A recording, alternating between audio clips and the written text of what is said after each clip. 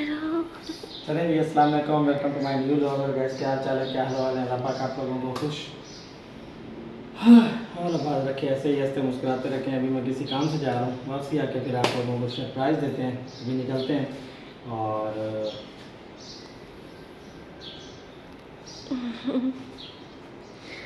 अल्लाह हाफिज़।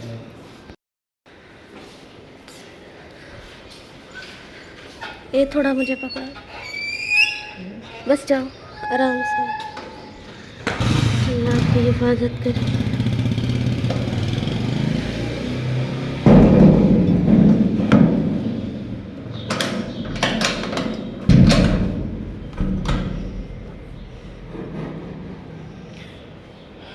ये कपड़े भी खुश्क हो गए, मिट्टी से ना कहीं भर गए, उन्हीं बच गए, शुक्र है।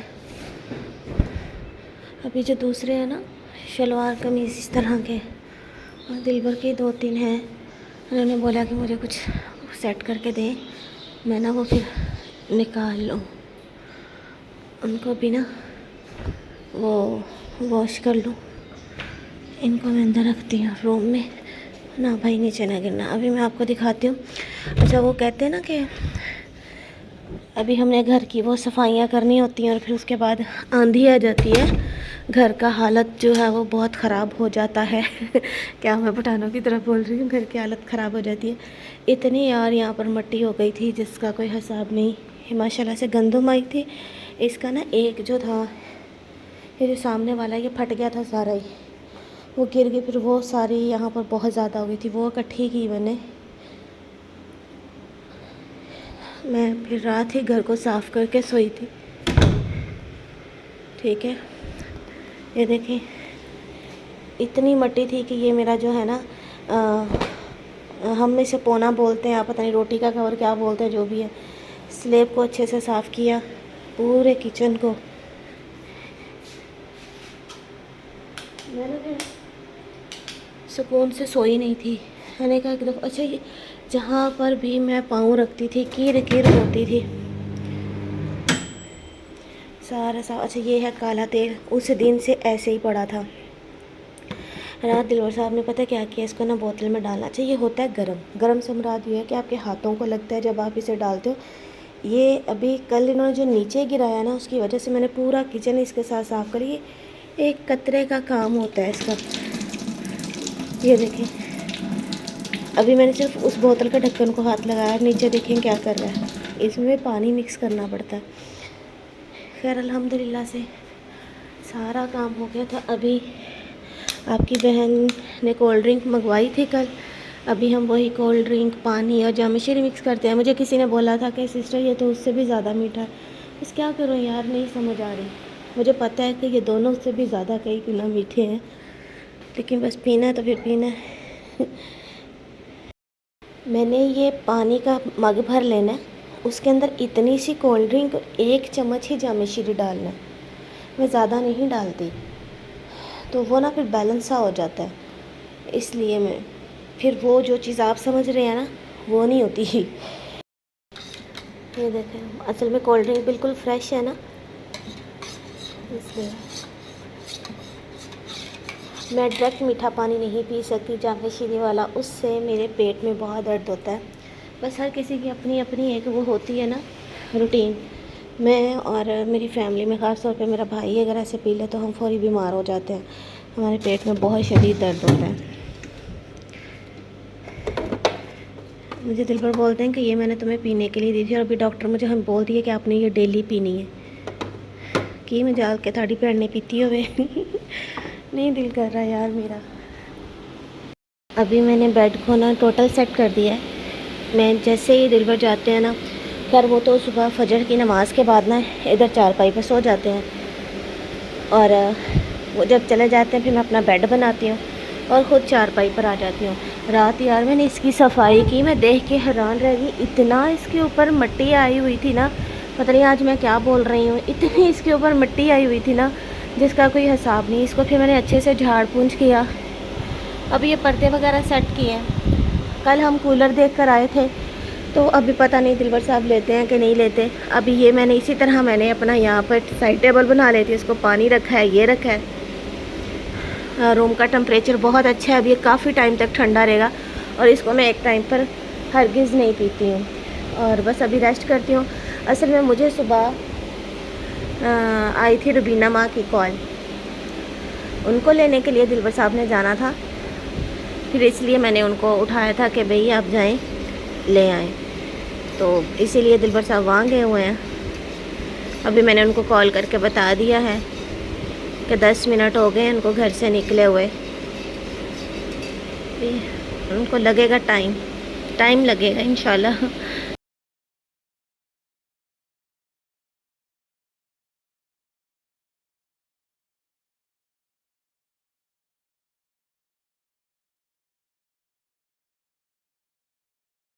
चलिए गाइस, अभी मैं बनाने लगी हूँ 1 कप चाय। इसको देखें, मैंने कल रगड़ रगड़ कर चमकाया था, तो बस 1 कप चाय बनाती हूँ, चाय पीती हूँ।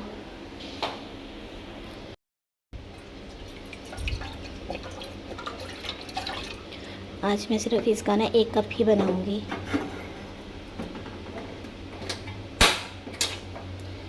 तो ये भाई बाहर से बंद होता है, इसको चला कर आते हैं। मैंने चाय रख दी है और टाइम जो है ना वो 4:30 है। अब इतना डर लग रहा है कहीं लाइट ना चली जाए, क्योंकि इस टाइम लाइट लाजमी जाती है। तेरा इस 1 कप मैंने बनाना था चाय का, लेकिन मैंने ना इसमें पानी कुछ ज़्यादा डाल लिया। अब ये ना फुल मग बन गया। खैर इसको पीते हैं आस्ता आस्ता, जितना भी पिया गया इतना पिया नहीं जाना। वैसे ये मैंने इसलिए अपने पास रखा है कि रात मैंने ना अपने बालों में ये वाली जेल लगाई थी एलोवेरा। ये आप अपने फेस पर भी लगा सकते हैं। मैंने ना ये रिसर्च किया था, मैंने रात ऐसे ही अपने फेस पे लगाई और ना मेरे सर में ख़ारिश बहुत ज़्यादा हो रही थी, तो फिर मैंने अपने सर में ये लगाई पूरी रात। अभी तकरीबन 4 बजे के करीब जाके मैंने शावर लिया है। यकीन करें कि बाल बहुत अच्छा फ़ील हो रहे हैं इसके साथ। सिर्फ सादा यही लगाई थी मैंने। और ये जो सीरम है मैंने आपको पहले भी दिखाया हुआ है, ये वो क्या नाम है उनका, ये भी सिस्टर यूट्यूब पर होती हैं, ये उन्होंने ख़ुद सारा बनाया है। ये देखिए अभी मैंने लगाया ना तो मेरे हाथों पे भी है। सिर्फ 1 ड्रॉप ही इसका काफ़ी होता है। ये एक दफ़ा दुआ से गिर गया था, वरना ये बहुत अच्छा है, ये ख़त्म भी नहीं होता। बस अभी ये दोनों चीज़ें लगाई हैं। अभी चाय पीती हूँ क्योंकि मुझे भूख लगी हुई है।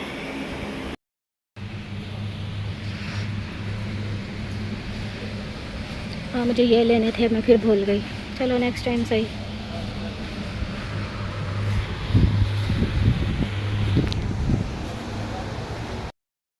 चलिए गाइस, आज जो मैंने अपने लिए ग्रॉसरी किया वो दिखाती हूँ।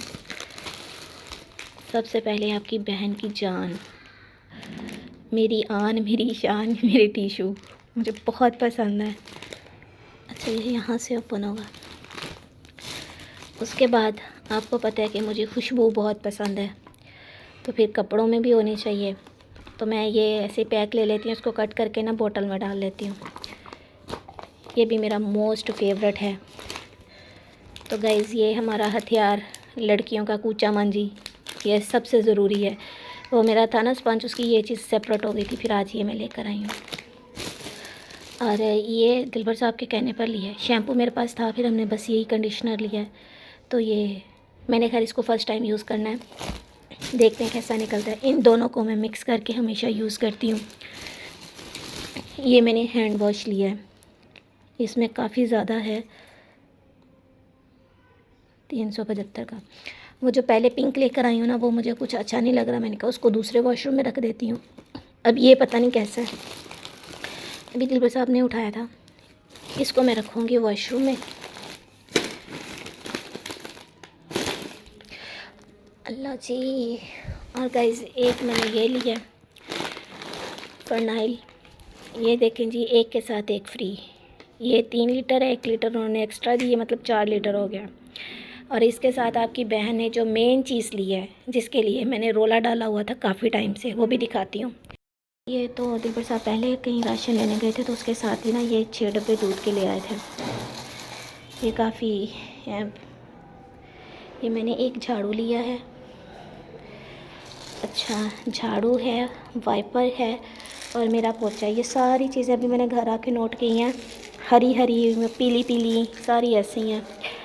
तो ये मुझे लाजमी चाहिए था, ये मैंने लिया है। ये देखें।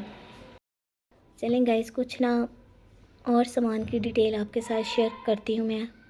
आई होप कि आप लोगों को भी अच्छी लगेगी। ये जो है ना वो क्रीम है जो मैंने बचपन से इस्तेमाल की है। एक होती है ना चंद क्रीमें जो आपने अपने बचपन से लगाना शुरू की होती हैं, ये मुझे बहुत पसंद है।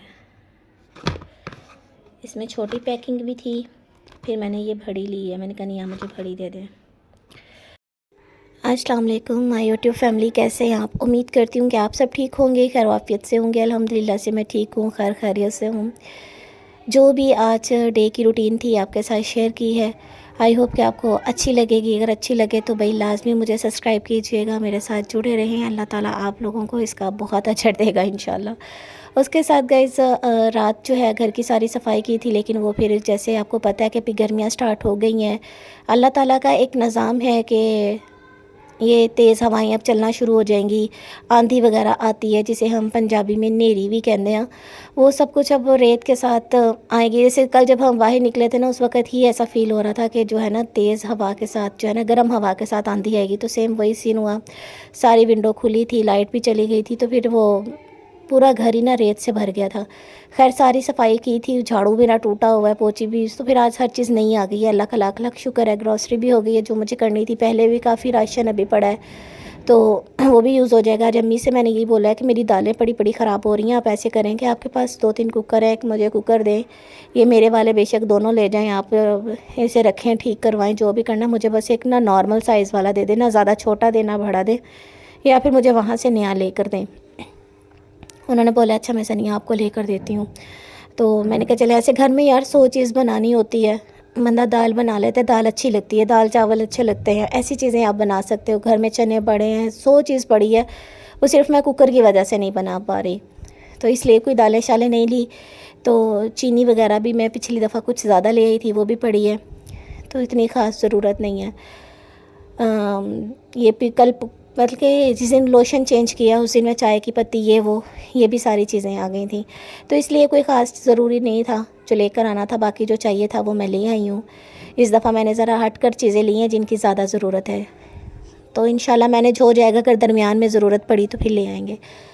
बस यही व्लॉग था जो आपके साथ शेयर किया है। और मैं कहती हूँ कि ना चीज़ें जमा करके रखने की बजाय ना जो हैं वो बंदा इस्तेमाल पहले कर ले फिर ले आए। हालात के साथ यार चलना चाहिए, इंसान को सीख लेना चाहिए, और सीखना बहुत अच्छी बात है। बाकी ईद की यार कोई शॉपिंग नहीं की है, ना कोई प्लान है, ना कुछ समझ आ रही है। तो इस वजह से इस दफ़ा मेरी सैलरी भी नहीं आई। हानिया के लिए बस मुझे कोई ड्रेस लेना है, वो मैं एक आधे दिन में देख लूँगी इंशाल्लाह।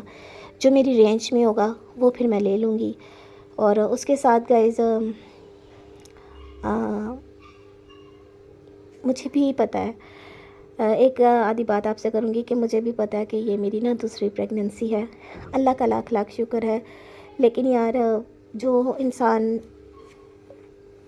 सोच रहा होता है वो सब चीज़ें मैं आप लोगों के साथ शेयर करती हूँ, जो मुझे लगता है कि हाँ मुझे शेयर कर लेनी चाहिए, इससे मेरा दिल हल्का हो जाएगा। मैं जब डॉक्टर के पास गई ना, तो उन्होंने मुझे पूछा कि ना आपका पहले भी बेबी है? अभी उन्होंने मेरा स्कैन नहीं किया था। मैंने कहा जी मेरी 9 साल की बेटी है अल्हम्दुलिल्लाह से। तो उन्होंने बोला कि आप इतने टाइम के बाद कंसीव कर रही हैं। ये दूसरी डॉक्टर हैं, मैं तकरीबन 2 से 3 डॉक्टर के पास जा चुकी हूँ। उसके बाद ना उन्होंने बोला कि आपके लिए तो हर चीज़ न्यू होगी, इतने टाइम बाद आप हर चीज़ भूल गई होंगी। मैंने कहा जी शायद कुछ ऐसा ही है, लेकिन अभी साथ साथ हर चीज़ की समझ भी आ रही है, पता भी चल रहा है। अल्लाह का शुक्र है कि इसमें कोई गिला शिकवा वाली बात नहीं है। अल्लाह का लाख लाख शुक्र है कि बहुत अच्छे दिन गुजर जाते हैं। आगे ऊंच नीच जो होगी वो देखी जाएगी, लेकिन अल्लाह ताला खैर खैरियत का टाइम लेकर आए। मैं इस प्रेगनेंसी में रोई बहुत हूँ। मुझे पता नहीं क्यों ऐसे बैठे बैठे रोना आ जाता था, और फिर मैं 2 मिनट के बाद ठीक भी हो जाती थी। और अब ऐसा नहीं है, अब काफ़ी हद तक मैं बेहतर हो चुकी हूँ, वरना स्टार्टिंग में मेरा यही हाल था। बाकी जो है अल्लाह की मर्ज़ी है। मुझे पता नहीं लोगों ने ये दुआ समझ कर दिया है या बद्दुआ, पता नहीं क्या क्या बोलते हैं। अल्लाह आपको बेटी दे, ये करे वो करे, अल्लाह माफ़ करे। बद्दुआएं देने वाली भी आप भी तो बेटियां हैं किसी की। अगर ये बद्दुआएं आपके हक़ में कबूल हो जाएं तो आप क्या करेंगी? मुझे कोई अल्लाह ताला से एतराज़ नहीं है कि वो बेटी दे या बेटा दे। इसमें कौन सी ये हमने कोई अल्लाह ताला से चुन कर तो नहीं ना लेना। मेरे हक़ में मेरे साथ जो बेहतर होगा मुझे अल्लाह ताला वो देगा, और मुझे अपने अल्लाह ताला पर पूरा यकीन है।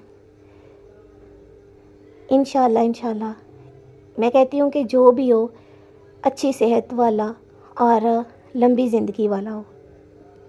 अपने होने वाले बच्चे के लिए हमेशा अच्छी दुआ करनी चाहिए। बाकी जो है कुछ नहीं कह सकती। आप लोग भी बेटियां हैं किसी की। आप लोगों के माँ बाप ने आपको घर से निकाल दिया है। आप लोग यहाँ बैठकर किसी की दिल आज़ारी करती हैं, तो इसका हिसाब किताब आपने अल्लाह को देना है। आप आज एक होने वाले बच्चे के लिए इतना कुछ बोल रहे हैं, तो वो अल्लाह ताला नहीं देख रहा? क्या अल्लाह ताला ने आपसे पूछ के नसीब लिख कर देना है? मैं एक बात बोलना चाहूँगी। मुझे सब बोलते हैं कि सनिया ऐसी चीज़ों से दूर रहो। मैं बिल्कुल दूर हूँ यार, लेकिन जब कोई आपको मुसलसल नई नई आइडिया बनाकर इस तरह के कमेंट्स करते हैं, मुझे पता है बहुत लोगों को आग लगी हुई है, बहुत लोगों को तकलीफ़ है, तो जब आपके सामने ऐसा मैसेज आता है ना, तो इस कंडीशन में आप थोड़ा टेंशन ले जाते हो। तो मेरी तरफ से यार आप लगे रहें। मुझे टेंशन तो तब होगी ना कि अगर अल्लाह ताला ने आपसे पूछ के नसीब लिखना है, तो फिर मैं भी अल्लाह ताला को बोल देती हूँ कि अल्लाह ताला जैसे ये दुआएं मेरे साथ कर रही हैं, मेरे लिए कर रही हैं, या मेरे होने वाली औलाद के लिए कर रही हैं, वो इनके हक़ में लिख दो, इनकी औलादों के लिए लिख दो। मैं भी इस पर फिर आमीन बोलूँ। अल्लाह के खौफ से डरा करें, फिर बात किया करें। आप लोगों को ये हक़ किसी ने भी नहीं दिया कि आप आकर यहाँ पर बात करें, ठीक है? मैं यहाँ पर ना एक छोटी सी बात करूँगी। यकीन करें ये बातें हम सब ने पहले सुनी हुई, मुझे बहुत अच्छी लगी हैं। आप यकीन करें कि किसी को एक गाली देना, और अल्लाह ताला ने बोला है कि पता नहीं उसकी कब्र में कितने बिच्छू पैदा होते हैं, वो कितने, जब वो डंग मारता है पता नहीं कितना इंसान नीचे जाता है, ठीक है? तो वो बिच्छू अपनी कब्र में पैदा ना करे। और दूसरी बात, अल्लाह ताला का ये भी फरमान है कि अगर एक जगह पर आपकी इज़्ज़त है ना, और वहाँ पर लोग आपको रुस्वा कर रहे हैं, तो मेरा आपसे वादा है कि मैं भी उस इंसान को वहीं पर रुस्वा करूँगा जहाँ पर उसकी इज़्ज़त होगी। तो जब ये सारे वादे अल्लाह ताला के हैं, तो फिर हम कौन होते हैं? ठीक है, हमारे अल्लाह ताला, मैं कहती हूँ कि अल्लाह ताला का शुक्र है कि उन्होंने हमारे पर्दे रखे हुए हैं, वरना जितने हम गुनाहगार हैं, जितने ये हाजी लोग बनकर बैठे हैं, अगर इन सब के अल्लाह ताला राज खोल कर रख दे तो किसी को मुंह दिखाने के काबिल नहीं है। इसलिए किसी पर बात करने से पहले अपने अंदर भी देखो, फिर बात करो। थोड़ा सा ना इन चीज़ों को समझो। आप लोग समझते हैं कि हम महान हैं, पता नहीं आने वाली ज़िंदगी में आपके साथ क्या होना है। आपकी पता नहीं 4-4 5-5 शादियाँ होनी हैं, ठीक है ना? आप अपनी औलाद के बारे में सोचें। आज मैं यहाँ पर बैठकर कुछ भी बोल दूँ, मुझे क्या पता मेरे आने वाला वक्त कैसा है। इसलिए ना किसी की बातें सुनकर वहाँ पर बैठकर चस्के लेने की बजाय पहले अपने गिरेबान में झांके कि हम क्या करते फिर रहे हैं। आप लोगों का मोबाइल पाक साफ़ है, आप लोगों की ज़िंदगी पाक साफ़ है। जब आप किसी के बारे में बैठकर मजाक बना रहे होते हैं ना, वहाँ पर ये सोचा करें कि अल्लाह ताला हमारा नसीब अच्छा करना, अल्लाह ताला दूसरे इंसान की ज़िंदगी में भी सुकून पैदा कर दे। अगर आप ये छोटी छोटी किसी के लिए दुआएं करना शुरू हो जाएंगे ना, तो आपकी ज़िंदगी खुद ब खुद आसान हो जाएगी। मैं इन चीज़ों की सफाई दे दे के ना थक गई हूँ, लेकिन ऐसे फजूल लोगों को सफाई देना, इनसे सॉरी करना कोई नहीं है। जो आपके नाम का खा रहे हो ना, उनको तो फिर छोड़ दो, क्योंकि वो सारे काम अल्लाह ताला ने उनके ज़िम्मे लगाए हुए हैं कि आपका सदका हर चीज़ उधर से निकल रही है, तो खाते रहें, लगे रहें। पहले आप लोग मेरे मतलब मैं समझती हूँ कि पहले मेरा सदका खाते थे, मेरे होने वाली औलाद का भी खा रहे हैं, तो लगे रहें। अल्लाह ताला इसमें बरकत डाले भाई। खुश रहें, आबाद रहें। इसी के साथ मुझे इजाज़त है, मिलूँगी कल एक अच्छे व्लॉग में। अल्लाह हाफिज़।